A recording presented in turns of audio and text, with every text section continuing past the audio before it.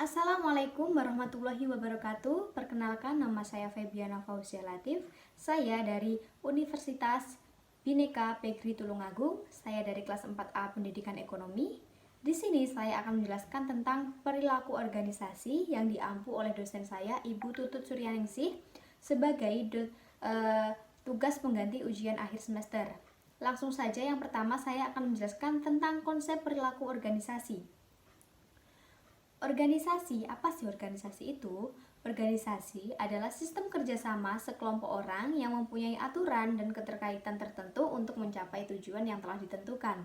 Sedangkan perilaku adalah sikap dan tindakan. Jadi, ilmu perilaku organisasi dapat diartikan ilmu tentang perilaku tiap individu dan kelompok, serta pengaruh individu dan kelompok terhadap organisasi, maupun perilaku interaksi antara individu dengan individu dengan kelompok, serta kelompok dengan kelompok dalam organisasi demi kemanfaatan suatu organisasi.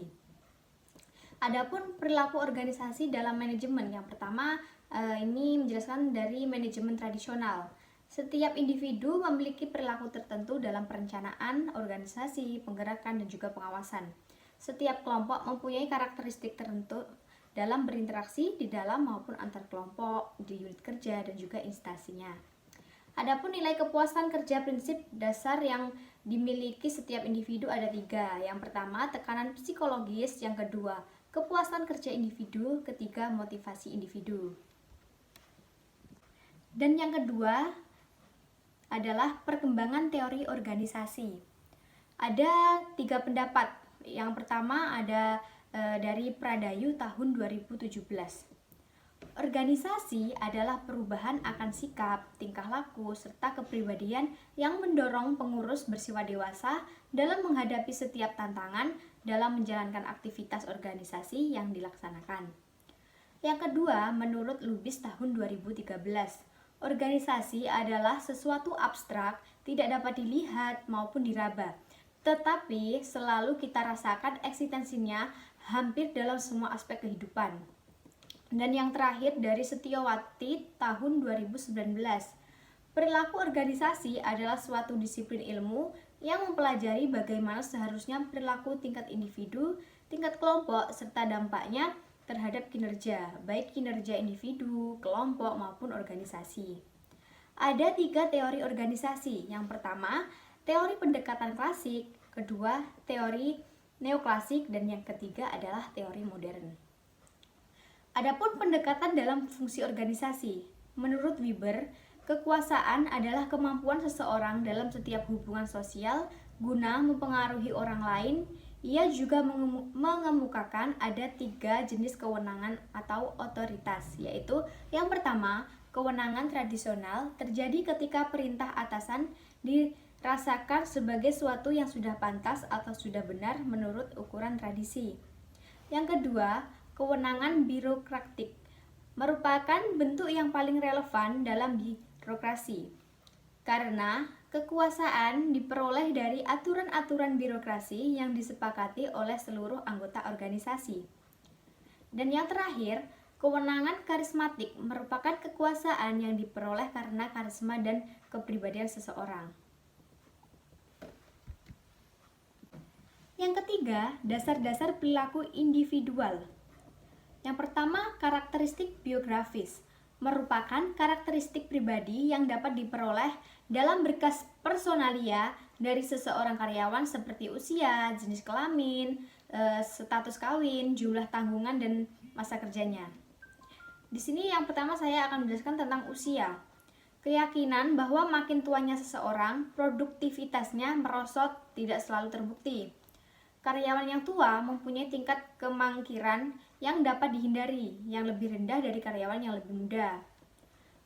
Yang makin tua itu biasanya semakin kecil kemungkinan berhenti dari pekerjaan karena semakin terbatasnya pekerjaan alternatif. Masa kerja yang lebih panjang berdampak pada tingkat imbalan.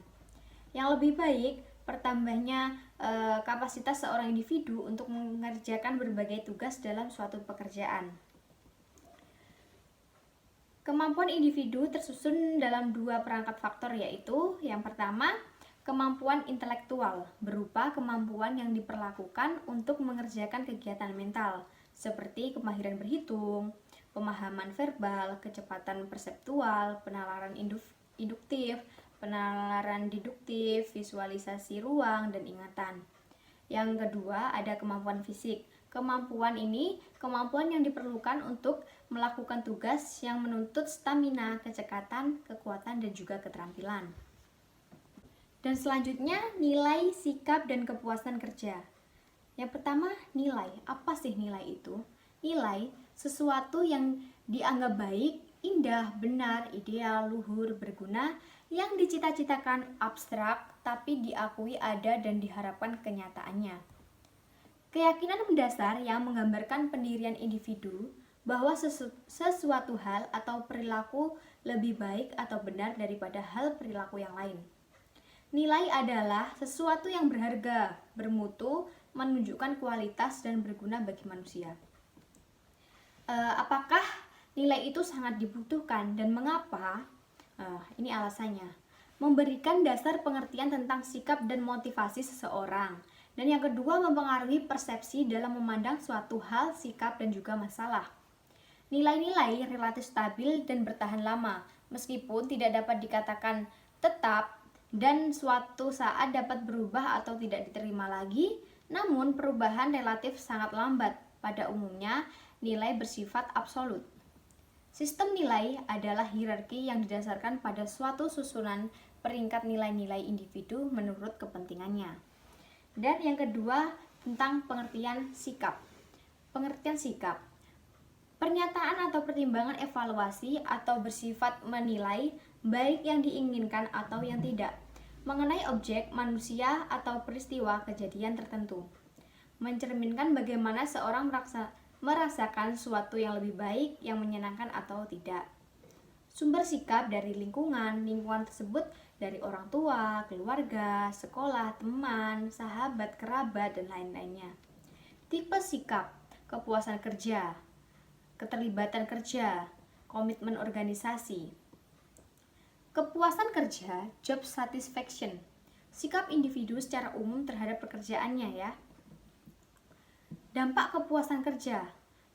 Kepuasan kerja dapat berdampak pada diri karyawan dan secara tidak langsung dapat mempengaruhi produktivitas maupun kelangsungan organisasi. Weckley and Yulk tahun 1977 menyatakan bahwa dampak yang ditimbulkan dari kepuasan kerja terdapat tingkah laku karyawan adalah performance atau kinerja. Kepuasan kerja dapat mempengaruhi kinerja dari sumber daya manusia. Bila kepuasan kerja tinggi, maka kinerja para karyawan juga akan tinggi, begitu pula sebaliknya. Dan yang kedua, turnover. Kepuasan kerja mempunyai hubungan yang kuat dengan turnover. Hal ini dapat dilihat dengan banyaknya karyawan yang mengundurkan diri dari pekerjaannya. Baik, yang selanjutnya, sikap dan kepuasan kerja. Definisi kepuasan kerja. Kepuasan kerja pada dasarnya merupakan sesuatu yang bersifat individual. Kepuasan kerja adalah sikap umum terhadap pekerjaan seseorang yang menunjukkan perbedaan antara jumlah penghargaan yang diterima pekerja dan jumlah yang mereka yakini seharusnya mereka terima. Ini menurut Robin tahun 2003. Pemahaman yang lebih tepat tentang kepuasan kerja dapat terwujud apabila analisis tentang kepuasan kerja dikaitkan dengan prestasi kerja, tingkat kemungkinan, keinginan pindah usia, tingkat jabatan, dan besar kecilnya organisasi. Definisi kepuasan menurut Sutarno tahun 1994. Sikap adalah pandangan atau perasaan yang disertai kecenderungan untuk bertindak terhadap objek tertentu. Sikap senantiasa diarahkan kepada sesuatu, artinya tidak ada sikap tanpa objek. Sikap diarahkan kepada benda-benda, orang, peristiwa, pandangan, lembaga, norma, dan lain-lain. Komponen pembentuk sikap ada 3, kognitif, afektif, dan konotif. Ketiga komponen tersebut sangat berkaitan secara khusus dalam banyak cara antara kesadaran dan perasaan tidak dapat dipisahkan. Sebagai contoh, seorang karyawan tidak mendapatkan promosi yang menurutnya pantas ia dapatkan, tetapi malah mendapatkan promosi tersebut adalah rekan kerjanya. Sikap karyawan tersebut terhadap pengawasan pengawasnya dapat diilustrasikan sebagai berikut. Opini karyawan tersebut berpikir ia pantas mendapatkan promosi itu. Perasaan karyawan tersebut tidak menyukai pengawasnya, dan perilaku karyawan tersebut mencari pekerjaan lain yang dimungkinkan, mungkin mereka berprasangka bahwa di sana dia tuh dibutuhkan. Untuk selanjutnya, persepsi pengambilan keputusan individu. Persepsi. Apa sih persepsi itu? Persepsi adalah proses individu mengorganisasikan dan menginspirasikan kesan sensori untuk memberikan pengertian pada lingkungan. Persepsi orang membuat penilaian atas orang lain. Yang pertama, teori atribusi. Biasa pelayanan diri adalah sebuah kecenderungan untuk mengatribusikan kesuksesan mereka pada faktor-faktor internal seperti kemampuan untuk usaha, tetapi menyalahkan kegagalan pada faktor-faktor eksternal. Di sini selanjutnya tentang motivasi atau motivasi perilaku organisasi. Apa sih pengertian motivasi itu? Pengertian motivasi dapat diartikan sebagai kekuatan atau energi seseorang yang dapat menimbulkan tingkat persistensi dan entusiasnya dalam melaksanakan suatu kegiatan, baik yang tersumber dari dalam diri individu dan juga luar individu itu sendiri. Menurut Friends and Raven, adalah sesuatu yang mendorong seorang untuk mewujudkan perilaku tertentu, motivasi. Dan motivasi sebagai pendorong individu. Motivasi digunakan individu untuk mendorong mereka dalam menunjukkan kebutuhan atau kesenjangan kebutuhan, penentuan kebutuhan di masa yang akan datang, dan pencarian bagaimana cara pemunahannya. Beberapa pendekatan mengenai motivasi ya. Yang pertama, pendekatan tradisional. Yang kedua, pendekatan relasi. Yang ketiga, pendekatan sumber daya manusia. Dan indikator motivasi individu. Dalam konteks studi psikologi, menurut Abin Syamsuddin Makmum tahun 2003 mengemukakan bahwa untuk memahami motivasi individu dapat dilihat dari beberapa indikator. Di antaranya yang pertama durasi kegiatan, yang kedua frekuensi kegiatan, ketiga persistensi pada kegiatan, yang keempat ketabahan, kelima devosi, dan yang keenam tingkat apresiasinya. Baik, untuk selanjutnya, perilaku kelompok dalam organisasi. Definisi dari perilaku kelompok dalam organisasi. Perilaku di dalam organisasi berasal dari dua sumber, yaitu individu dan juga kelompok.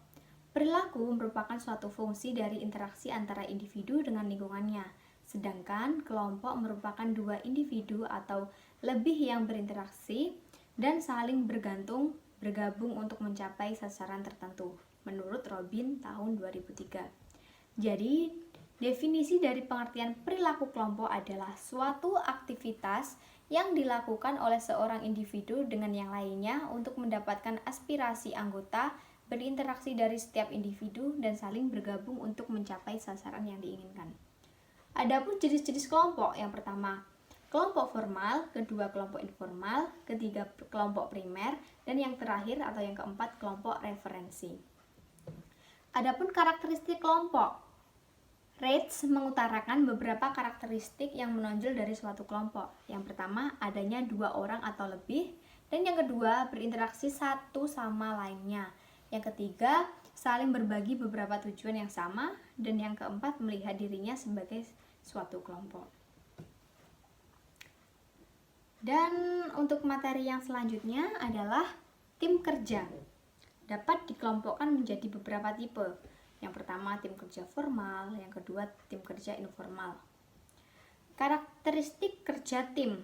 Adapun karakteristiknya ya, yang pertama ada kesepakatan terhadap misi tim. Yang kedua, semua anggota mentaati peraturan tim. Yang ketiga, pembagian tanggung jawab dan wewenang yang adil. Yang keempat, adanya adaptasi terhadap perubahan. Yang kelima, adanya adaptasi terhadap perubahan. Untuk menghubungkan tim dan konsep kelompok, ukuran tim kerja. Ukuran tim ada 10-12 orang. Anggota tim memiliki 3 keterampilan: mengalokasikan peran dan menggalakkan keanekaragaman. Mempunyai komitmen, menetapkan tujuan, adanya kepemimpinan dan struktur, adanya tanggung jawab, mengembangkan kepercayaan timbal balik. Cara meningkatkan kinerja tim. Yang pertama ada salingnya ketergantungan.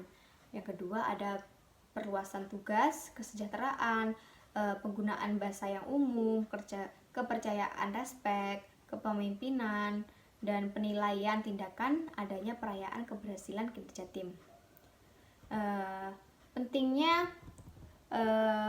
keberagaman. Tim memiliki kebutuhan yang berbeda dan orang-orang harus memilih tim atas dasar kepribadian dan preferensi mereka. Bahwa tim itu bekerja tinggi cocok untuk orang-orang. Ini sekian presentasi yang telah saya sampaikan ini, semoga bermanfaat. Saya akhiri. Wassalamualaikum warahmatullahi wabarakatuh.